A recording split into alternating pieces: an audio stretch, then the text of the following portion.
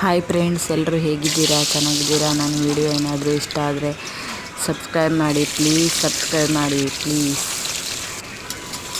ಇವತ್ತು ಮೊಟ್ಟೆ ಸಾಂಬಾರು ಮಾಡಿದ್ದೆ. ರೆಸಿಪಿ ಎಲ್ಲ ಹೇಳೋದಿಲ್ಲ, ನೋಡಿ ಎಲ್ಲ ಲೈಕ್ ಮಾಡಿ ಕಮೆಂಟ್ಸ್ ಮಾಡಿ ಆಯಿತಾ.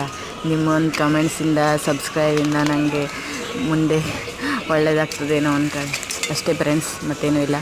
ಬಾಯ್ ಫ್ರೆಂಡ್ಸ್, ನಾಳೆ ಸಿಗ್ತೀನಿ ಆಯಿತಾ.